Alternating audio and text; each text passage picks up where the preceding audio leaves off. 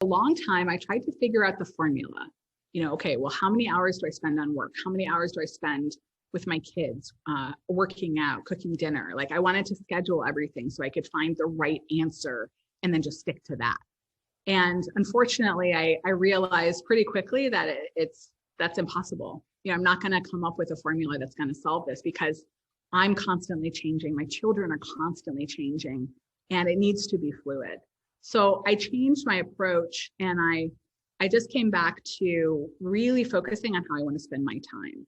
And that spending my time with my children is so important to me. Spending my time with myself is important to me. Spending my time with my partner is important to me. And spending my time at work is important to me. And every day I look at the different priorities and I balance them for that day, for that week, for that month. And I let it be a little bit more of a flow. And it means what I'm doing is that I'm really looking at what's important to me in that moment and being clear on that. So as I go through my day, when I'm at work, I'm really at work. When I'm with my kids, I'm really with them, and I'm not distracted.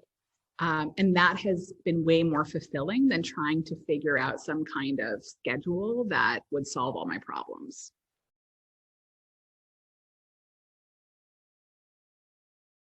I hope that coming out of COVID, we're going to have more respect for flexibility, so that each person can really kind of, again, create that right balance and a schedule or a flow or a dynamic that works for their situation. But I think right now it's put into high relief the additional burdens that women have that are implicitly expected. And that's not true for all women or all families, and in my own situation, I know my partner has worked really, really hard to look for those implicit biases and make sure that we're really 50-50 as a couple.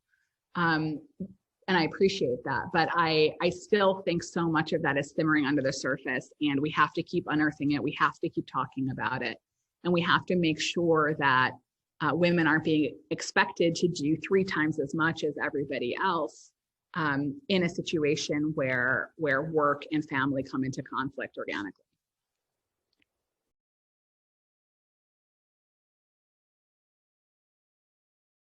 I do not think you have to choose between personal happiness and a career. I hate that that's even a construct. I find it so frustrating, especially for women, and I don't think it's fair. And I very passionately am against that whole kind of duality.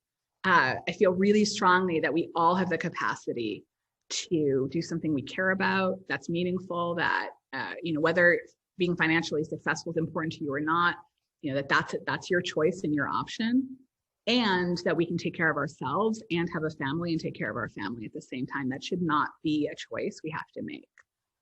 So what that means is that there are a lot of social constructs that make that really hard, and those are also very real. So to tell women, well, just feel okay, it's doable, just do it, isn't fair either, because it's the way we're set up as a society is. It makes it really challenging. We have thousands of years of family structures as human beings that we're changing now. But I feel strongly that it's about personal freedom and personal choice, and that every woman should have the opportunity to choose that balance in her life and the combination of elements that are important to her. So whether that's a very intensive career path, whether that is doing work that's much less intense and you have a lot of time to focus on family or home or whatever personal activities you're interested in, that should be viable for any woman at any time, to whatever degree she wants to make that happen. We should have the option to fulfill that in our own personal way. And what that means is that as leaders, we have to facilitate that in our teams, in our relationships, in our families, across the board. And it's something that we have to be conscious of to make sure that not only are we creating those opportunities for ourselves where they may not exist, but we're also paving the way for the next generation to have an easier time of it.